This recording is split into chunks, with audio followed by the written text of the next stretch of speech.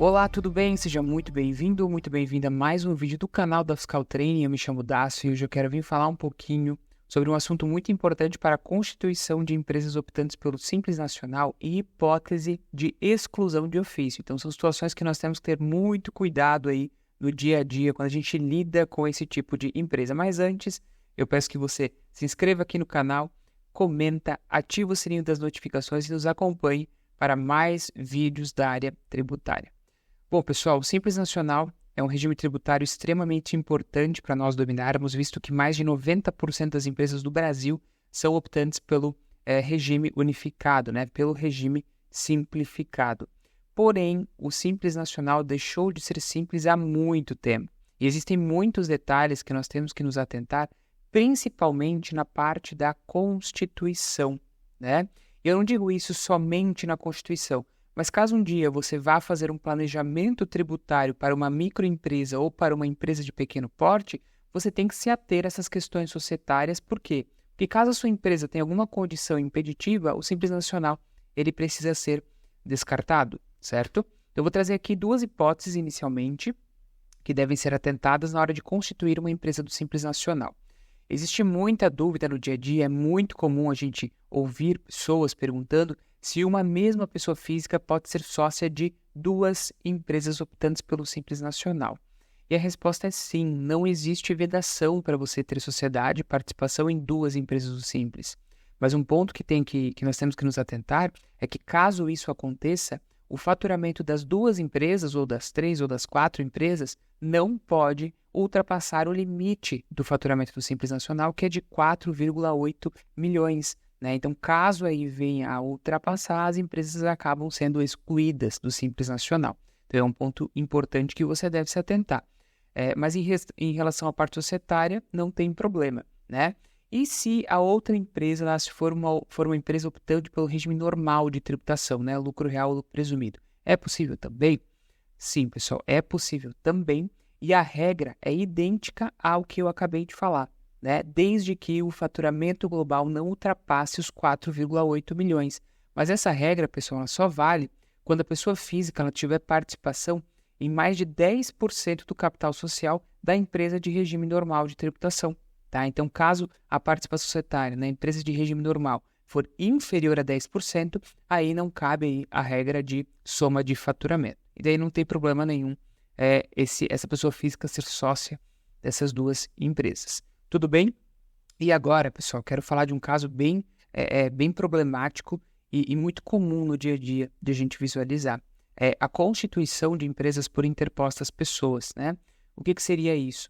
A gente verifica muitos CNPJs, Empresas aí com 5, 6 CNPJs e, na verdade, é apenas um negócio, Então, para conseguir burlar o valor do faturamento limite, as pessoas acabam abrindo vários CNPJs aí no nome da mãe, no nome do pai, no nome da filha, enfim, no nome de conhecidos também, só para conseguir reduzir a carga tributária. Então, é notável, pessoal, que é uma conduta ilícita e fraudulenta, certo?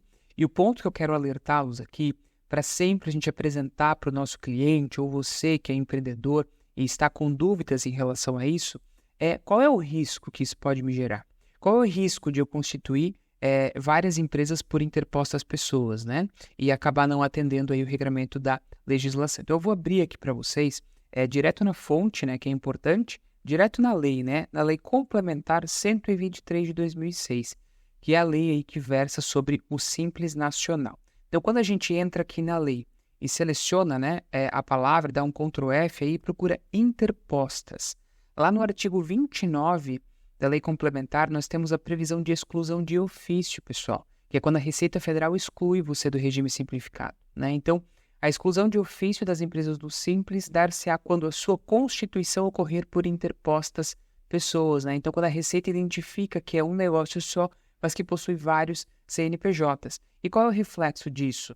Além da exclusão de ofício, Quando a gente desce um pouquinho, lá no parágrafo 1º, ele diz o seguinte, lembrando que essa previsão está lá no inciso 4º, Então, ela diz o seguinte, nas hipóteses previstas nos incisos 2 a 12, ou seja, o inciso 4º está dentro desse bolo aqui, a exclusão produzirá efeitos a partir do próprio mês em que incorridas. Ou seja, se eu verificar a Constituição, que foi feita dentro da competência gosto, é a partir dessa competência que acontecerá a exclusão, impedindo a opção pelo regime diferenciado e favorecido desta lei complementar pelos próximos 3 anos calendários seguintes. Então, muita atenção nesse ponto. Na hora de a gente fazer um planejamento tributário para uma empresa que se enquadra dentro desse cenário, eu preciso pontuar que, caso a empresa seja notificada, ela pode ficar por 3 anos impossibilitada de voltar aí ao Simples Nacional.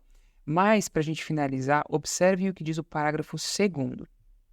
O prazo de que trata o parágrafo 1º, no caso, os 3 anos, será elevado para 10 anos, caso seja constatada a utilização de artifício, árdio ou qualquer outro meio fraudulento que induza ou mantenha a fiscalização em erro, com o fim de suprimir ou reduzir o pagamento de tributo apurável segundo o regime especial previsto nesta lei complementar. Então, observe, se a Receita Federal ainda entender que essa conduta foi feita com a finalidade de suprimir a arrecadação, de sonegar tributo, uma forma mais clara aí para a gente conseguir entender, a empresa ela ficará por 10 anos impossibilitada de optar pelo Simples Nacional.